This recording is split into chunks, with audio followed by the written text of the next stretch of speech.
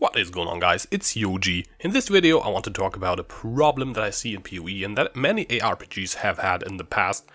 A problem that I think if GGG can solve it, that would be the next step in the evolution of the ARPG, if you want to say so.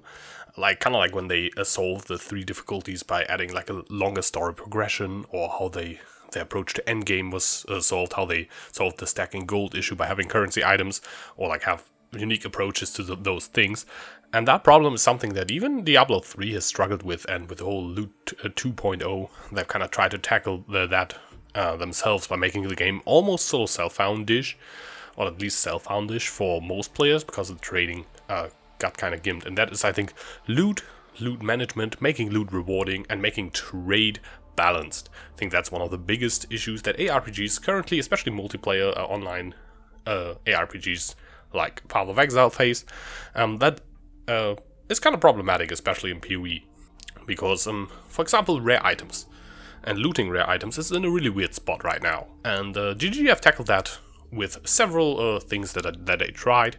They tried to implement really strong craftable rares with the Shaper and Elder rares, which made it so that rares can actually be best in slot for different gear slots. It used to be like everyone always used uniques in certain slots, and the chess piece slot is still very, very highly unique dominated unless you're playing CI, which is currently not meta, but whenever CI is meta, there's usually some rare chess crafting going on there.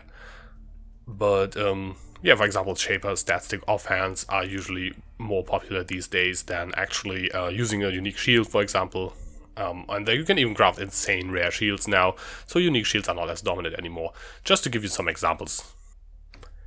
But even with all those important things added to rares, with same with essence craft and other things that make rares great again, quote unquote, there's an issue, and that is that a lot of people who try to be efficient, or who are actually known for being very efficient, basically do not pick up rare items anymore, either at all or just very, very specific bases that don't take up much space and that are just like the top of the top tier, like Atlas bases and so on, but leave basically all the rares, blue items in general anyways, and white items on the ground, except for very, very, very few things. And many people don't even loot any rares at all anymore. They only loot the top tier uniques. The loot filter filters out any non-top tier uniques and currency, of course, like only the highest currency. So you basically clear the map and just pick up like the bare bones top tier stuff, and that's probably one of the best ways to make currency these days. And in genre that used to be called, or still often is called, loot-based action RPG, that's a bit weird. The loot doesn't seem to be the base of things anymore. It's more of a farming-based action RPG, and you're not actually excited for loot or finding randomly generated loot that you kind of want to identify and evaluate like it used to be. But it's now more about, okay, I found an exalted orb, I pick it up, I know exactly what it's worth in the economy, and I know what it does. Either adds a property to a rare item, if you use it for crafting, can craft certain master crafts, or is worth a certain amount of chaos orbs or gear pieces. And the whole part of actually identifying loot and upgrading your gear with items instead of just buying it is kind of fading away a little bit. Something that is actually pretty popular these days is crafting on very specific basis, and that kind of ties into the problem a little bit, because if you actually want to craft really good gear, I'm not talking about buying a gear for like a few chaos, but actually trying to upgrade your gear further and further, you end up at some point in a spot where you want very, very specific roles and very, very specific gear pieces on very specific bases. So crafting is actually quite more popular than it used to be like maybe 1 or 2 years ago these days, because you can get those insane bases and you have stuff like essences available, so that crafting rares is actually in a pretty good spot, I would say. Crafting can be very, very profitable these days, and you actually have a somewhat decent chance to craft some really high-end gear pieces these days. At least some that are really powerful. Not necessarily very valuable or getting your value back in a trade league, but you can make really powerful gear pieces with the Shaper Elder items and with essence crafts, like slamming elemental damage essences, like more elemental damage essences on Elder helmets, for example, high level bases, making really good gear pieces. But picking up and identifying rares, even in solo self-found, which I'm playing a lot currently, seems more and more like it's not really worth the time. And especially once you increase the clear speed more and more, the time invested into identifying items, and the way I usually do it, and what a lot of people do, is you run maps and then you dump all your loot after the map. You dump all your loot into a dump tab. You have like a quad stash tab or 2 or 3 of those, and you just put all the loot in there. And once they're filled up, you identify them all like in bulk. Like you take all the currency items, put them in the currency stash. Take all the div cards, put them in the div card stash. Take all the essences in the essence stash. Take all like, I don't know, all good uniques and stash them away, or like put them up for sale. And then you are left with the rares. I mean, you can also put away stick sockets and convert them and blah blah blah vendor recipes.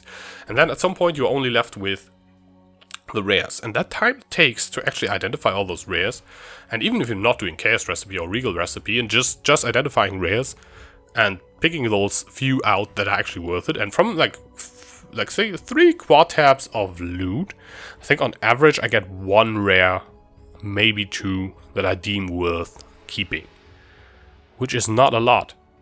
And I'm kind of considering if it's even worth the time at this point to do that, because the more clear speed you have, and now I go back to the argument I just wanted to start, the more time you have spent identifying loot and the less time you spend in maps, the more mapping time you basically waste. Because if I take, let's say, 10 minutes to clear 1 stash tab, and I take 10 minutes to clear a map, then 1 stash tab clear is like I lose 1 map clear if I clear 1 stash tab.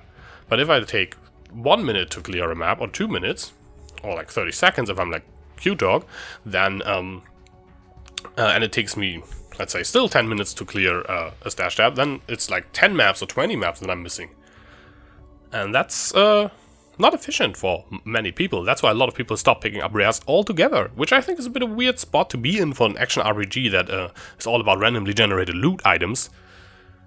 So I'm feeling a bit weird about this. I kind of think this is a problem. Not like a huge, oh my god, this game is dead, it's unplayable type of problem, but it's kind of a thing that I think needs to be looked at. And that's why I'm making this video. I think this is something that needs to be discussed, and there needs to be some sort of solution to make loot a bit more rewarding again. Because for me, this dump tab playstyle of actually, like, I'm farming, let's say, I don't know, 50 maps, and then I'm cleaning up my stash tab, it doesn't feel like identifying loot. It doesn't feel like identifying something that I think is awesome, that's valuable, that's a reward for my playing. I think it feels more like a chore of I have to clear this out. It's about as exciting as doing the dishes, and that's not something that should be at the end of the at the end of the chain of I kill monsters to kill loot to upgrade my gear. So I can kill more monsters to upgrade my gear, to get some loot to upgrade my gear more. That's usually the Diablo chain of things, of like ARPGs in general. Currently it's more like I upgrade I got a character, I kill monsters to get currency to buy gear. There's no instant gratification there anymore. There's not the excitement of identifying items and being like, whoa, this could be really cool.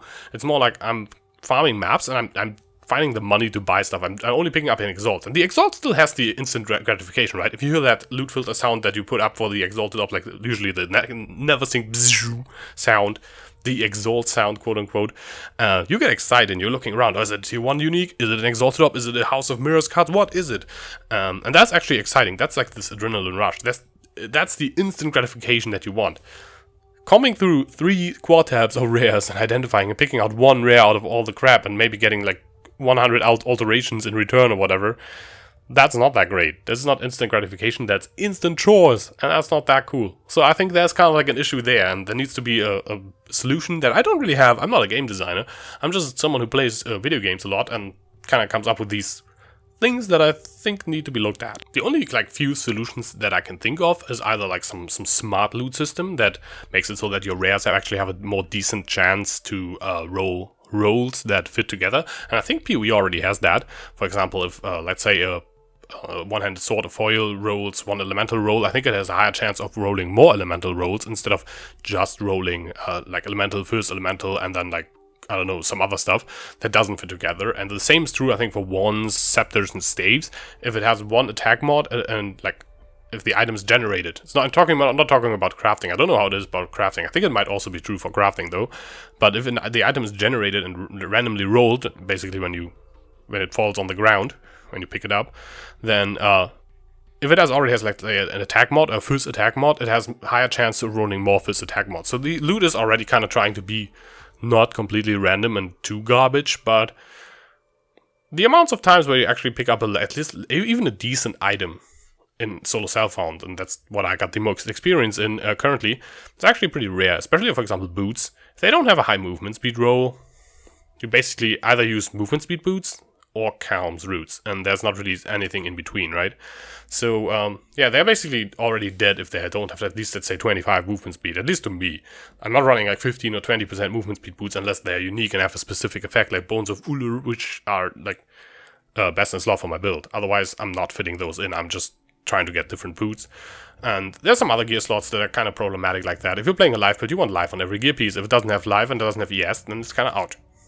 And that makes rare item identification sometimes a bit rare, especially a bit tricky. Especially you can get all the right rolls on all the wrong bases, and I think one solution to that could be that you maybe the higher maps you go, and that could also make people wanting to run more of the higher maps and not just run tier 10s and 11s over and over, is if the higher maps you go, the more higher bases you generate, and that the lower the chances of generating, let's say, simple robes and wool shoes or, you know, iron helmets.